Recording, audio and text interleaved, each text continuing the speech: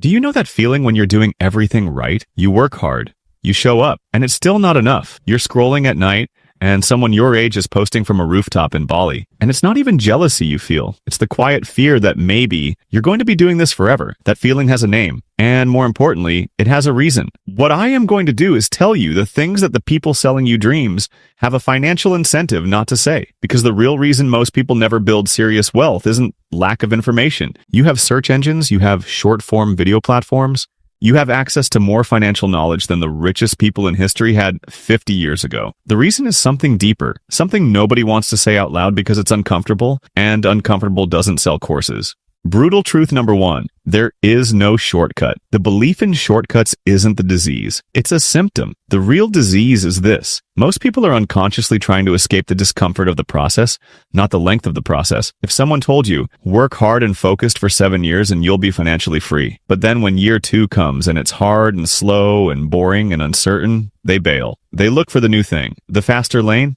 And here's why that destroys people financially. Every time you jump to the new thing, you restart the clock. You lose the compound interest of skill, reputation, and focus. You go back to zero, and again, and again, and again. One thing, long time. Get very good. That's the pattern you see again and again. And that's why most people never get there. Brutal truth number 2, and this one hits harder. Your relationship with money is broken, and it was broken before you ever earned any money. But tactics running on top of a broken foundation just make you more efficient at going in the wrong direction.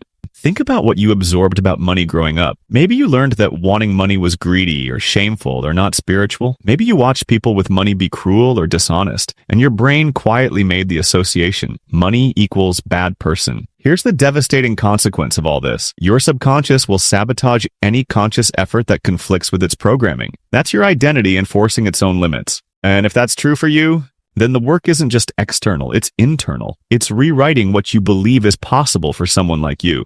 That's the most concrete foundational work you can do, because until you do it, every tactic is just a band-aid. Brutal truth number 3, and this one is math, so there's nowhere to hide. You cannot save your way to wealth, but most people can't invest their way to wealth either. Here's the actual sequence nobody puts in a clean graphic. Step 1, survive. Stop the bleeding. If you have high interest debt, that's a financial emergency. You don't invest while your house is on fire. Step 2, create margin. Margin means the gap between what you earn and what you spend. If that gap is 0 or negative, you have no engine for wealth. You either increase income, decrease expenses, or both. Step 3, build a skill that earns more than a salary. This is the one that actually changes the trajectory. The people who break out of the median either build a business, develop a skill they can sell directly to the market, or acquire assets that generate cash flow. Step 4, then invest. When there's real margin, when there's income from something you own or control, then the investing content starts to apply to your life. Most people are trying to do step 4 before they've done step 2,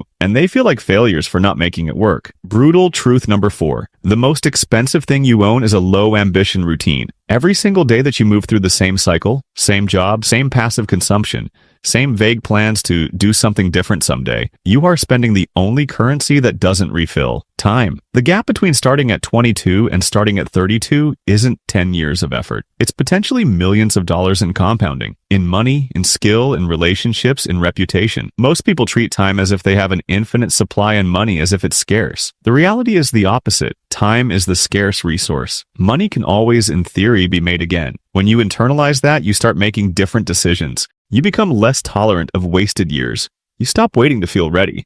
And here it is, the part that actually changes behavior. It's the willingness to become someone else entirely. This is why so many people consume financial content for years and never move. It's not information they're lacking, it's the willingness to undergo the identity shift. Here's the question you actually need to sit with. Who would I have to become to have the life I want? And am I actually willing to become that person? But some of you will feel something shift right now, a quiet recognition. Yeah, I've been playing small because changing feels dangerous. To that person, the danger of not changing is greater. The danger of arriving at 50 and realizing you never tried, that's the real risk. So let me leave you with this. The brutal truth about getting rich isn't that it's impossible. It's that it requires the kind of work that can't be packaged into a 30-day challenge or a weekend course. It requires you to be honest about your psychology, about your relationship with money, with risk, with discomfort. It requires you to do the math clearly and stop skipping steps. It requires you to feel the actual cost of time, not abstractly, but in your chest as a real motivator. And it requires you to decide, with your eyes open, who you're willing to become.